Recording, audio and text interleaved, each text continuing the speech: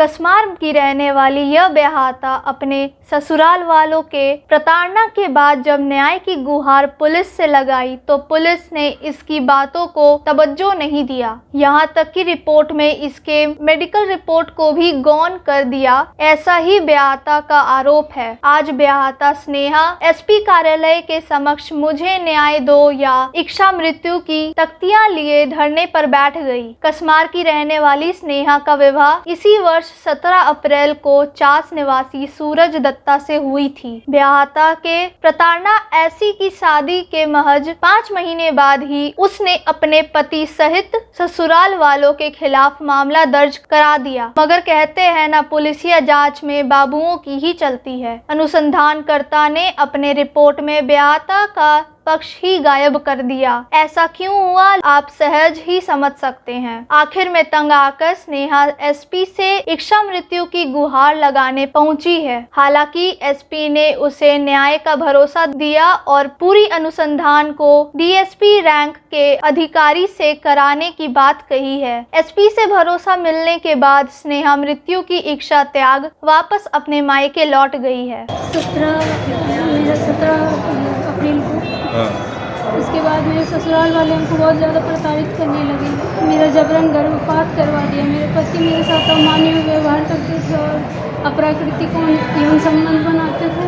इसके लिए हम परेशान होकर पहले कसमार थाना में इसका आवेदन दिए थे 13 अगस्त को, लेकिन वहाँ पर 16 अगस्त को दोनों ही में समझौतानामा हुआ और बोले कि खरमास ख़त्म हो जाएगा उसके बाद लेके जाएंगे। लेकिन उसके बीच फरमाश खत्म हो जाने के बाद भी वो लोग लेने नहीं आए और हम लोग पे उल्टा केस करने लगे, झूठा केस। और उसके बाद फिर परेशान होकर हम जब 19 सितंबर को बेम्बू महिला थाना में अपना FIR दर्ज करवाएं और सारा मेडिकल रिपोर्ट हम अपनी आईओ को दिए, लेकिन वो सारा मेडिकल रिपोर्ट 2 महीने से अपने पास ही रखी और केस डायरी में वो रिपोर्ट को वो मेंशन ही नहीं की, जिसकी वजह से उसका बेल भी हो गया और बाहर आ गया। हम अपने ससुराल वालों के खिलाफ एक केस दर्ज करवाए थे और इसी के लिए हम अभी एसपी सर के पास आए थे। हम पहले भी एसपी सर से 3 बार मिल चुके हैं और वही चीज़ के मांग का बोलने के लिए एसपी सर के पास आए थे कि आईओ ने सारा रिपोर्ट अपने पास रख लिया है 2 महीने से, जिसकी वजह से जो लड़का मेरे पति है उसको वो रिहा भी हो गए। वो मेडिकल रिपोर्ट को डायरी में ऐड नहीं की, जिसकी वजह से तो हम आयोग के खिलाफ एक्शन लेना एक्शन जैसे हो कुछ वो इतना बड़ा सारा एविडेंस को छिपा के रख लिया अपने पास, तो उसके खिलाफ कोई ना कोई कार्रवाई तो होना चाहिए। तो उसी चीज़ की मांग के लिए हम आए थे एसपी सर के पास।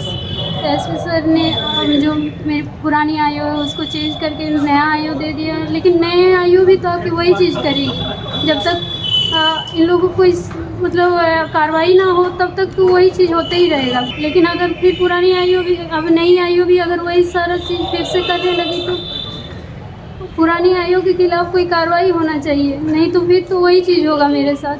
अगर पुलिस प्रशासन से भी अगर हमको सहायता नहीं मिलेगा तो हम कहाँ जाएंगे? अगर हमको कोई कहीं से मदद ही नहीं मिलेगा तो हमको जी के हम करेंगे क्या? मेरे पास और कोई दूसरा ऑप्शन ही नहीं बचा है। उनके द्वारा मेरे पास आकर के इच्छा मृत्यु तो नहीं मांगा गया है और मैटर जो है वो एक बेरमो महिला थाना कांड संख्या 26/2023 से के संदर्भ में है, जिसमें कि आवेदिका के द्वारा अपने पति पर जो है मानसिक प्रताड़ना का आरोप अपने पति पर और सास ससुर पर लगाया गया है। और ये कांड जो है सितंबर महीने में पुलिस के द्वारा दर्ज किया गया है और इस कांड का अनुसंधान जो है वर्तमान में जारी है।